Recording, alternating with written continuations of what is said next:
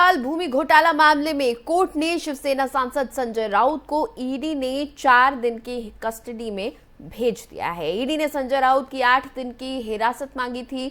जज ने कहा कि अब तक की जांच और उसमें मिले तथ्यों को देखते हुए मैं इस नतीजे पर पहुंचता हूं कि आरोपी की हिरासत जरूरी है, लेकिन मैं 8 दिन की हिरासत देने के लिए सहमत नहीं हूं। इसलिए आरोपी को 4 दिन की ईडी की हिरासत दी जाती है। राउत को ईडी कस्टडी में घर का खाना और दवाई की इजाजत दी गई है।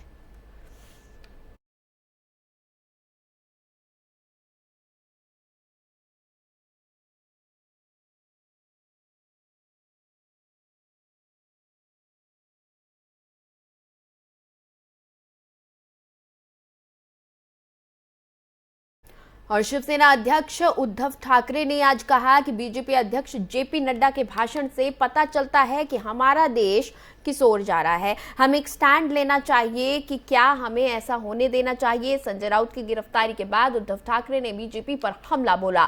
संजय राउत के परिवार से मिलने के बाद मीडिया से बात करते हुए उन्होंने कहा कि बीजेपी अध्यक्ष जेपी नड्डा के बयानों से पता चलता है कि हम तानाशाही की ओर बढ़ रहे हैं। मौजूदा राजनीति खराब हो रही है। आपको बता दें कि बिहार में जेपी नड्डा ने कहा था कि हम अपनी विचारधारा पर चलते रहे तो देश से क्षेत्रीय पार्टियां खत्म हो जाएंगी।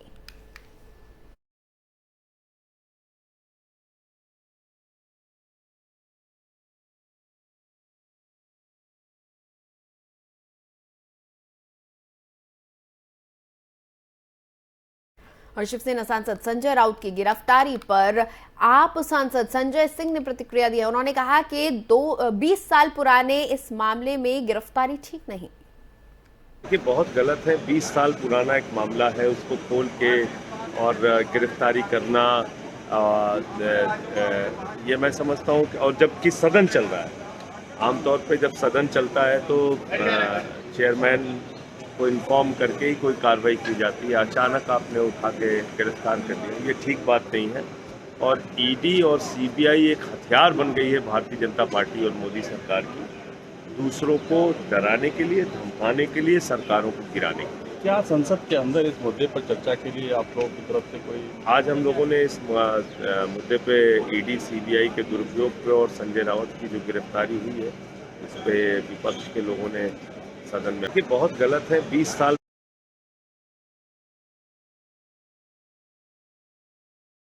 वहीं सपा सांसद जया बच्चन ने भी संजय राउत की गिरफ्तारी पर टिप्पणी की है।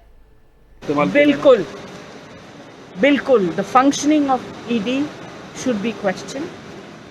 और इस तरह से आप 11 लाख रुपए के लिए उनके घर में घुस के उनको वो कर रहे हैं। आपको लगता है कि ये ईडी का बेजा इस्तेमाल कब तक चलेगा? 2024 तक। बिल्कुल बिल्कुल the functioning of ED should be question.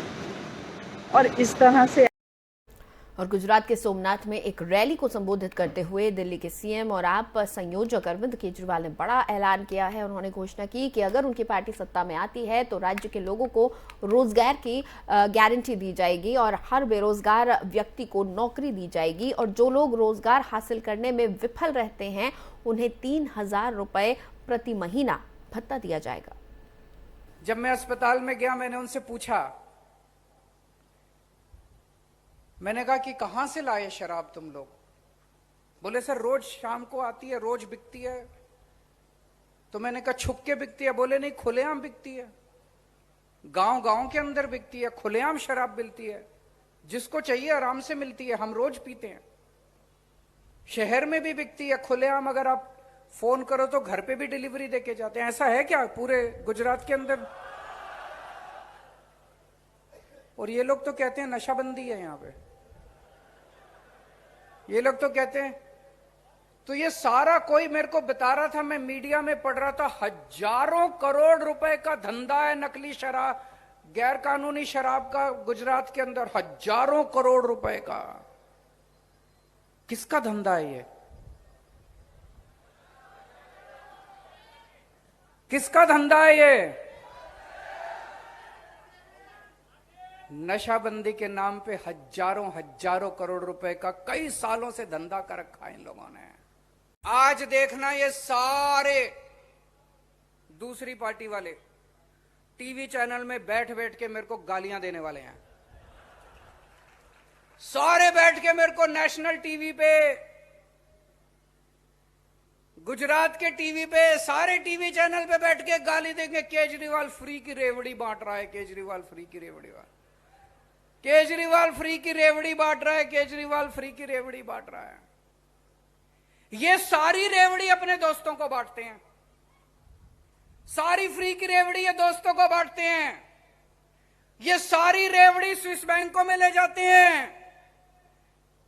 Kejriwal रेवड़ी स्विस बैंक में नहीं ले जाता, केजरीवाल रेवड़ी जनता में बांटता है। ये सारी रेवड़ी अपने मंत्रियों में बांटते हैं। मिलना चाहिए इन सारे लोगों का, बंद होना चाहिए फ्री सब। कहते हैं अगर ये फ्री बिजली, फ्री शिक्षा, फ्री स्वास्थ्य, ये फ्री दे दिया तो सरकार को घाटा हो जाएगा। आज गुजरात की सरकार के ऊपर 3.5 लाख करोड़ का कर्जा है, 3.5 लाख करोड़ का कर्जा मैंने कर दिया। बताओ ये 3.5 लाख करोड़ का कर्जा केजरीवाल ने किया है क्या? बताओ ये 3.5 लाख करोड़ का कौन सी फ्री की रेवड़ी बांटी इन लोगों ने आपको? गुजरात में कोई फ्री बिजली है? गुजरात में कोई फ्री तीर्थ यात्रा है? कुछ भी देते हैं ये फ्री में? कुछ नहीं देते। तो कर्जा क्यों है? भ्रष्टाचार की वजह से है। फ्री रेवड़ी बांटने से कर्जा नहीं होता, स्विस बैंकों में पैसा ले जाने से कर्जा होता है, भ्रष्टाचार करने से कर्जा होता है। सरकारें घाटे में इसलिए नहीं चलती कि जनता को फ्री सहूलियत दी जाती है। तो जो लोग फ्री रेवड़ी का विरोध करते हैं, जो लोग फ्री रेवड़ी के खिलाफ बोलते हैं, उनकी नीयत खराब है। वो सारे देश का पैसा स्विस बैंकों में लेना जाना चाहते हैं, अपने दोस्तों में बांटना चाहते हैं। दोस्तों, रोजगार की गारंटी दे रहे हैं। 5 बातों की गारंटी रोजगार में। पहली बात, 5 साल के अंदर हर बेरोजगार युवा को हम रोजगार देंगे। आप कहोगे केजरीवाल भी झूठ बोलने आ गया, ऐसे कैसे हो सकता है? दिल्ली में करके आया हूं मैं। दिल्ली में पिछले 5 साल के अंदर मैंने 12 लाख बच्चों को रोजगार दिया। 12 लाख बच्चों को रोजगार देना आता है मेरे को। मेरी नीयत भी साफ है और पढ़ा लिखा आदमी हूं, रोजगार देना आता है। 12 लाख बच्चों को रोजगार दिए। और अभी मैंने अपने सारे मंत्रियों के साथ बैठ के अगले 5 साल में मैंने प्रण लिया है, अगले 5 साल में दिल्ली में 20 लाख रोजगार और दूंगा। दिल्ली में 20 लाख रोजगार और दूंगा। तो आज गुजरात की सोमनाथ की पावन धरती से मैं ऐलान करता हूं कि आम आदमी पार्टी की गुजरात में सरकार बनेगी तो अगले 5 साल के अंदर गुजरात के हर बेरोजगार युवा को हम रोजगार देंगे। दूसरी बात, जब तक रोजगार नहीं मिलेगा, ऐसा नहीं कि आज सरकार बनेगी और कल सबको रोजगार मिल जाएगा, टाइम लगेगा। जब तक रोजगार नहीं मिलेगा तब तक हर बेरोजगार बच्चे को 3,000 रुपए महीने बेरोजगारी भत्ता मिलेगा। जब मैं अस्पताल में चलिए आगे बढ़ेंगे। मध्य प्रदेश के जबलपुर में एक प्राइवेट अस्पताल में आज भीषण आग लग गई। इस हादसे में 10 लोगों की मौत हो गई, वहीं 3 लोग गंभीर रूप से घायल हो गए हैं। ये आग दमोह नाका शिवनगर स्थित new life multi speciality hospital में लगी थी। जान गंवाने वाले लोगों में ज्यादातर हॉस्पिटल के स्टाफ हैं। आग पर फिलहाल काबू पा लिया गया है, लेकिन हॉस्पिटल में अफरा तफरी का आलम है।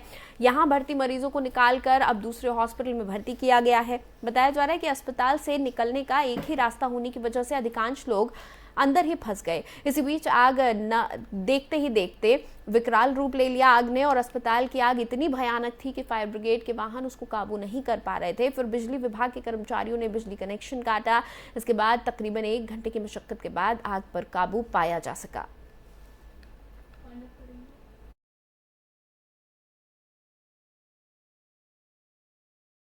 और इस बुलेटिन में फिलहाल इतना ही। आप देखते रहिए FM न्यूज़।